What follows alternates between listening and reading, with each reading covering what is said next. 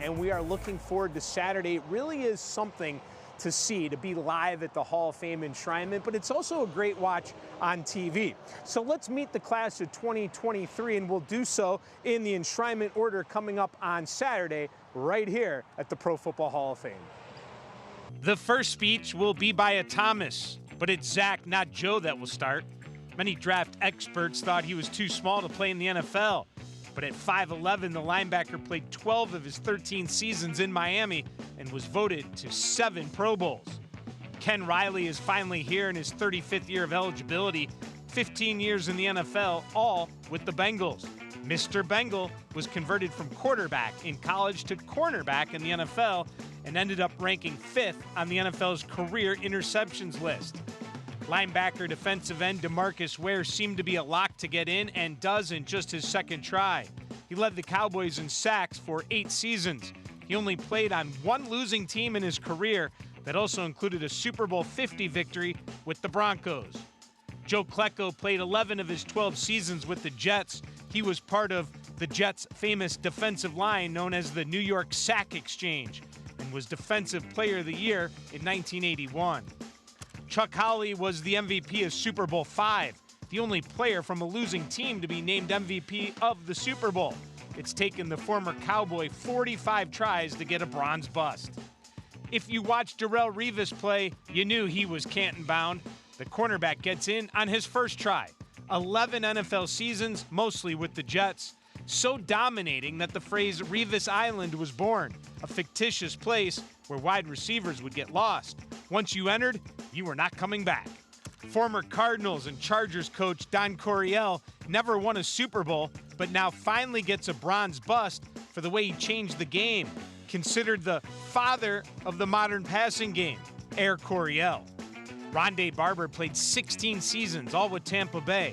He started 224 consecutive games, 47 career interceptions, with 14 total touchdowns, including special teams.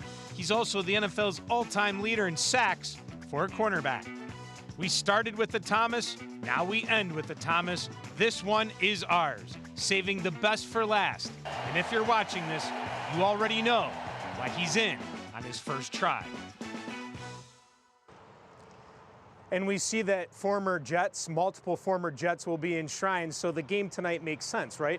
The Pro Football Hall of Fame works with the league to try to tie in teams, a couple teams, right? You need 2 of them to tie in 2 teams that have players that will be enshrined coming up this weekend. The Browns and Jets gave an immediate yes when they were asked. Well, football fans have already started making their way to Canton. You really do feel the electricity here, but when fans arrive, they're going to see much more on this campus here in Canton. There's a lot of changes, and Neil Fisher reports from Canton on what's new and what you can expect. This morning, the buzz surrounds Canton. It's a beautiful little stadium. You're not going to really get to see teams of this level playing in that small of an arena any other time, so it's really cool.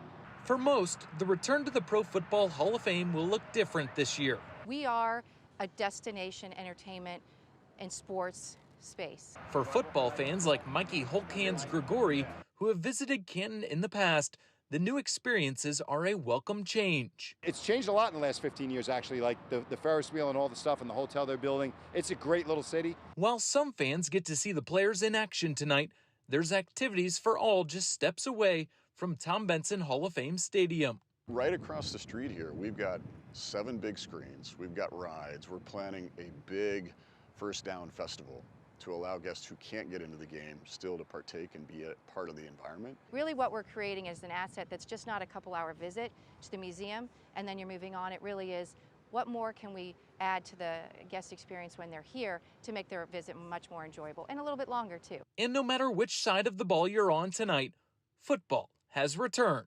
It's just great. I love football. Reporting in Canton, Neil Fisher, 3 News. Neil, thank you. It really is something special to see. I love what Canton is doing when you're driving down 77, or just come and take a look and take part of this, Carmen. You may remember now, we broke the story when the IX Center, you might recognize the Ferris wheel. That was the Ferris wheel from the IX Center, and they moved the IX Center Ferris wheel to here. That was kind of the start of it all, to get things going here. And boy, oh boy, look what it's become and so much more to come. I know. A water park is on the way, too. I mean, so much stuff. Dave, thank you for the look. We'll check back in with you in just a bit. We will also have continuous coverage of Enshrinement Weekend all morning long. And, of course, join us here on 3 News from 4 until 6:30, where our teams will be live from Canton. Then again tonight at 11 after the Browns game.